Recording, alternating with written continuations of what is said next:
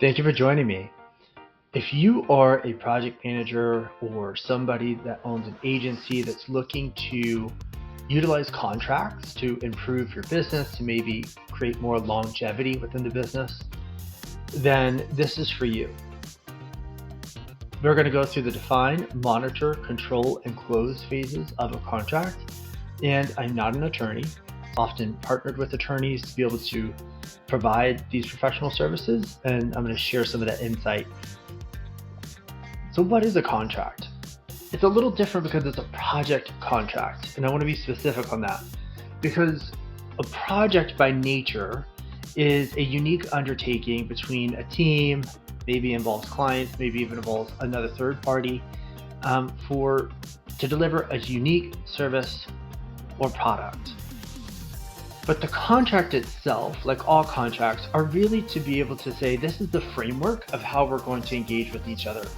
And it's to protect all parties and their interest. But what does a contract include? So I wrote down some of the components. Very first one is non-disclosures, and that usually ties into intellectual property rights. But let's say that you're working with a service provider and they're an engineer or they're providing a unique service to you. You want to make sure that you, as the person hiring someone, is that you own those intellectual property rights, even though somebody else is doing the work.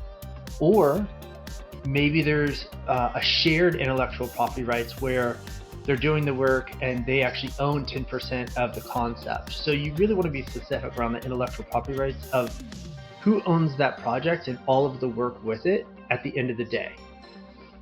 You're also going to allocate resources because this is important. You never want to get 6 months down the road and you say, oh, we're not making enough progress. And then you get into the discussion of, oh, we didn't have enough resources, who's the main point of contact? And it's just really, you want to outline every single aspect. And that also goes into defining the scope and the deliverables. And the deliverables is key. I see a lot of these contracts go in dispute because of a disconnect on those deliverables, and I'll go into that here in a little bit. You also want to establish the timelines and the milestones. This is important because it goes to reporting, it goes to documenting the progress throughout the project in the life cycle of the contract, and you actually need it for the contract to be valid. You can't have a contract that is open-ended, so everything has to have a term. You also want to document your risk and responsibilities. Who owns them?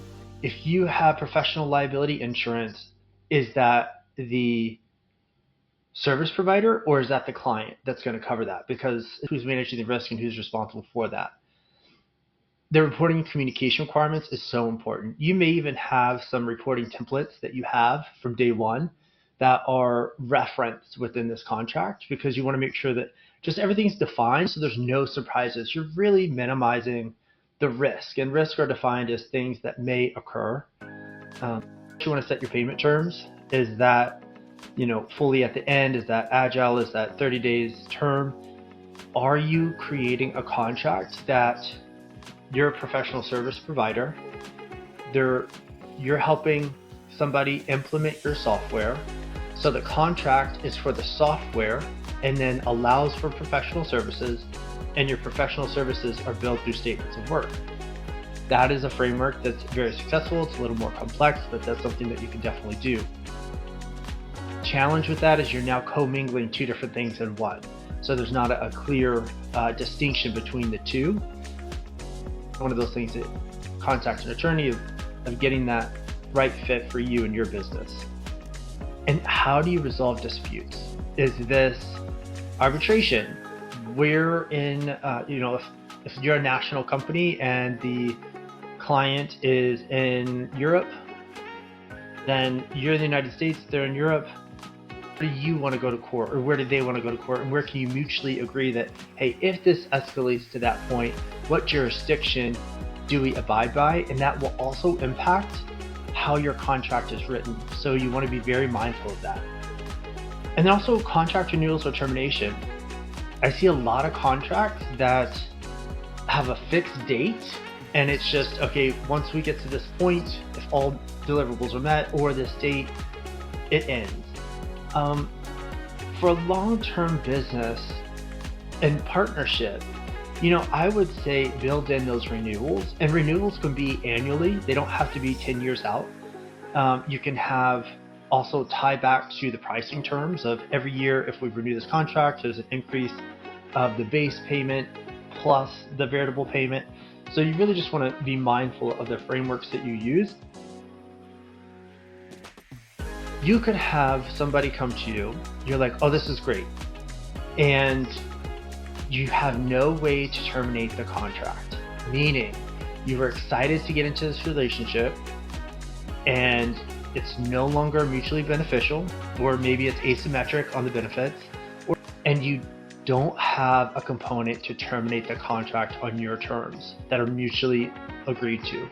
So you can actually be stuck in a contract for the entire term if you're unable to terminate. And that's for both parties, right? To be able to terminate. And before you get into a contract, you really want to identify and define what you're doing. You may be an agency that does the same thing over and over and over.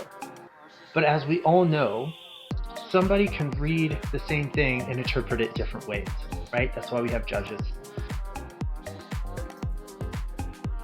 3 artifacts that help you define your contract are your project charter, your scope document, and your requirements.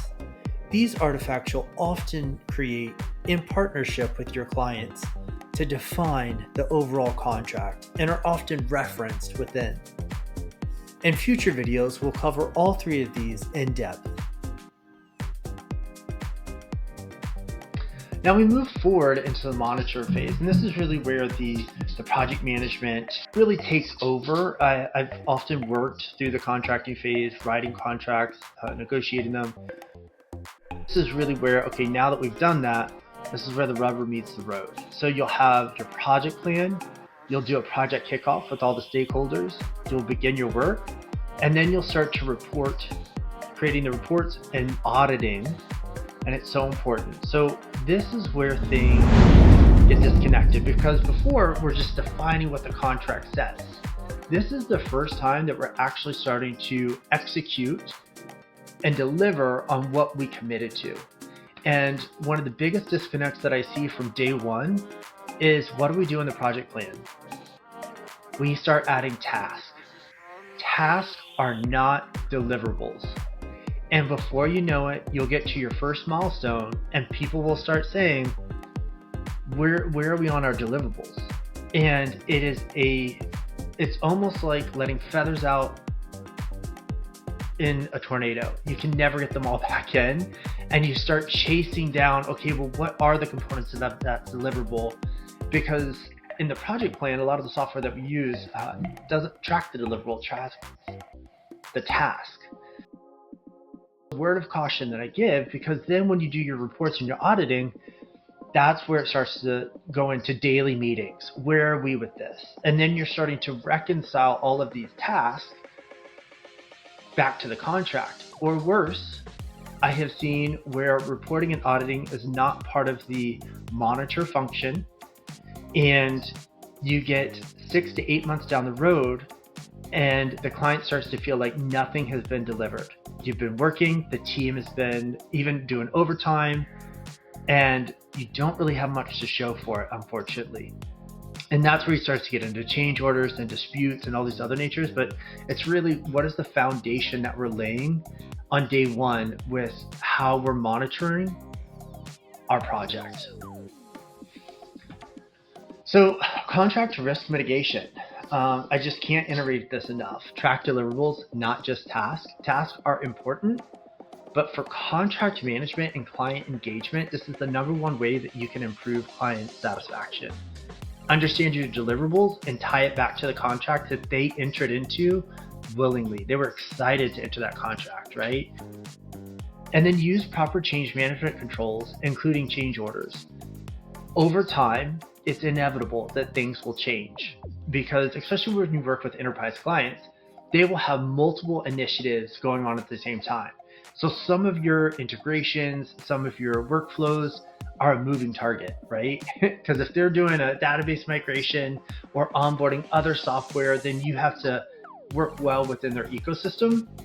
And just make sure that you have a change order control process, so that it's not just you're going to client meetings, you have 4 people asking for all these different things, and then you're expected to take those on, right? Because you're providing a service and the client's always right.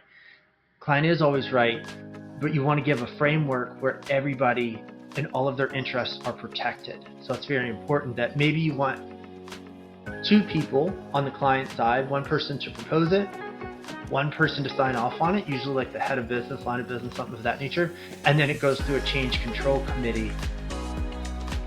It's just you may have a different process, right? You can say, that's against my policy. You also want to do progress monitoring.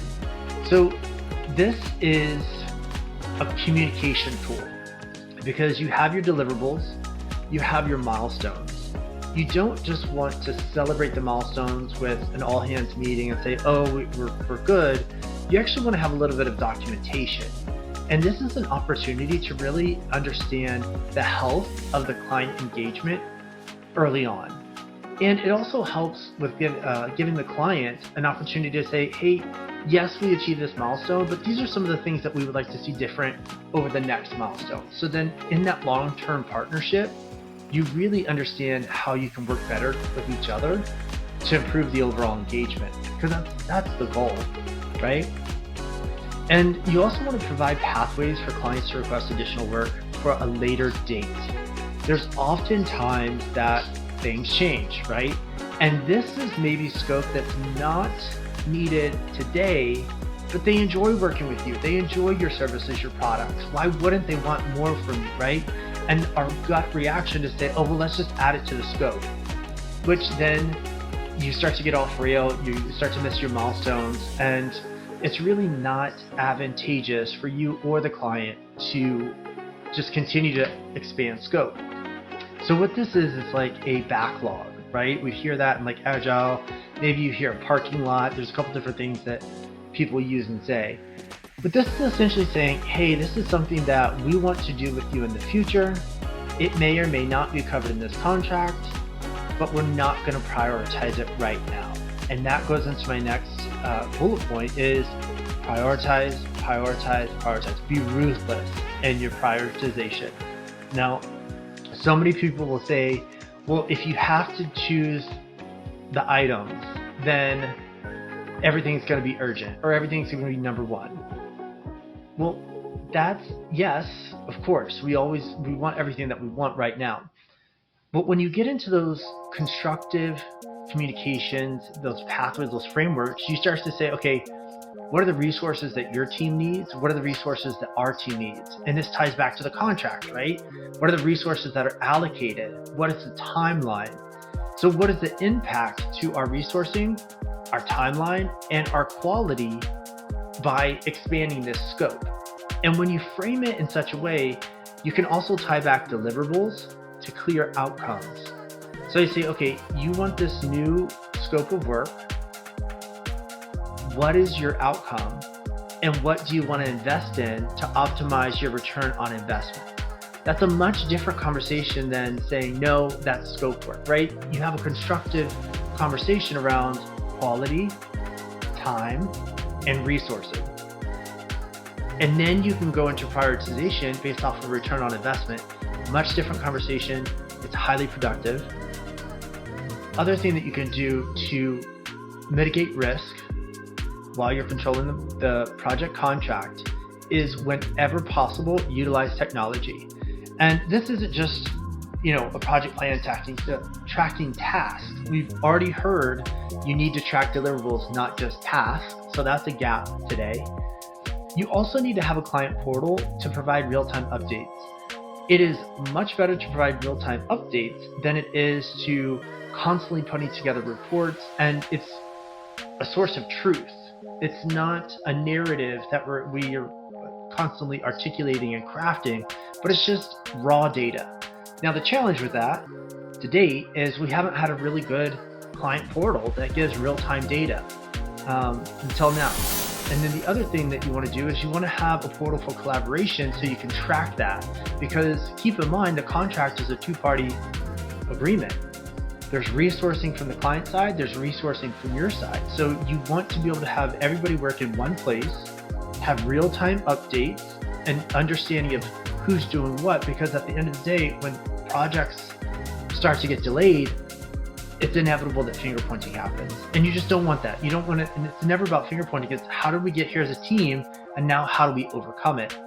That also goes back to deliverables versus tasks.